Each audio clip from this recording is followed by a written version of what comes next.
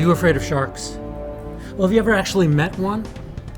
With me is someone who's met literally tens of thousands of them. This is Madison Stewart. She's the host of Shark Girl. In fact, she is the Shark Girl, host of Shark Girl on Smithsonian Channel, documentary coming June the 15th of this year. How did you come by the name Shark Girl?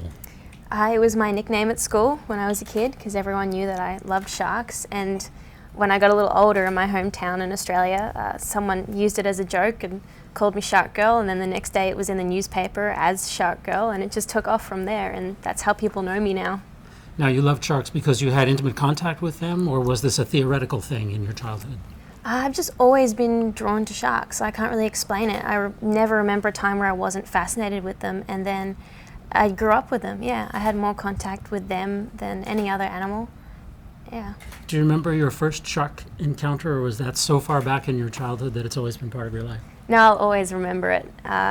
My first shark encounter on scuba is probably the most prominent memory I have. Before I'd seen them snorkeling and stuff, but on scuba was pretty amazing. It was my 12th birthday in Byron Bay in Australia at Julian Rocks, and I was diving with grey nurse sharks. And you can read as many books as you want about them, but seeing them in real life for the first time, nothing can prepare you for that. Their size and their features, it was just pretty amazing to be next to this animal, and yeah. Mm-hmm. Now, nurse sharks are pretty passive, right? They like to spend a lot of time on the bottom, not the free-swimming predators that we normally think of when we think of sharks. Yeah, exactly. They're like the Labradors of the sea.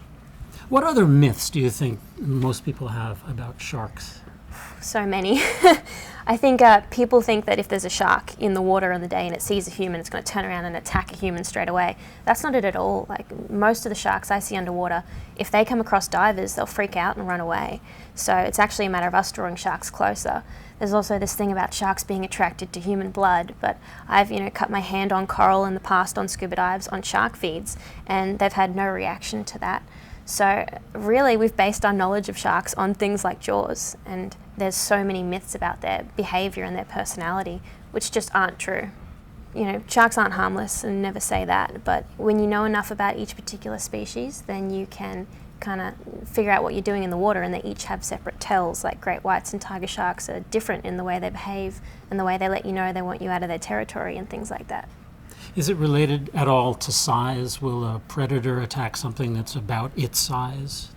Usually in the water, when we've got a bait box in there, so a box full of like fish heads and there's sharks around, the sharks are very curious towards us, but they're these big macro predators, and the biggest thing that they show is caution, which is really impressive. So even I was little in the water when I started diving with sharks, and these huge animals would flinch, as soon as we made eye contact, and they would be really cautious towards me, which made me feel big. So yeah, I loved it. But certain species more than others, you know that you're not in control underwater. You feel that they're the dominant predator and they're the boss. Mm-hmm. Yeah. So it's not how big you are; it's how big you believe you are.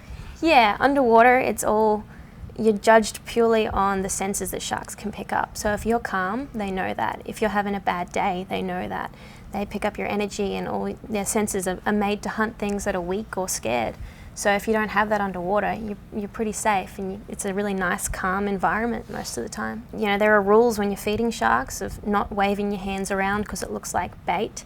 I mean, they're not going to attack you, like man-eaters, that whole myth thing that you've got, but there are little precautions you have to take because they're not going to distinguish the difference between a dead piece of fish and your hand.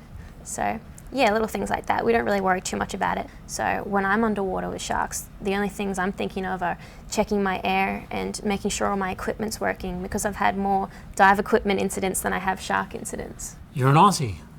Yeah. Which means you grew up near the Great Barrier Reef of Earth. What's it like growing up around the Great Barrier Reef? It was my childhood obsession. I still close my eyes and see the reefs there, and it's like a dream. I was so dwarfed by these giant reefs that I was diving as a kid there and the things that I was seeing, but it was also a huge eye-opener for me. People have this foreign perception of the Great Barrier Reef where you see it on TV and it's this beautiful, colourful, rich, diverse thing, but it's also got a dark side. There are parts of the reef that are disappearing or being destroyed, and the main thing in Shark Girl is the realisation of shark fisheries in the Great Barrier Reef, which is something that changed my life in shark conservation. Probably the first reason I got into it, it was the realization that the sharks I grew up diving with were being targeted for their meat and their fins and sold to people in Australia. Yeah. And that was an issue that I couldn't ignore.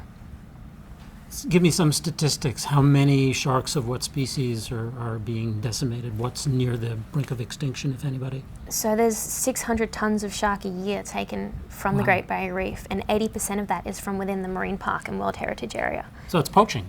It's a legal shark fishery, completely legal, and the government approves it and fisheries approves it, and it goes through reviews, and they continue fishing species of sharks while knowing nothing about them and whether or not it's sustainable.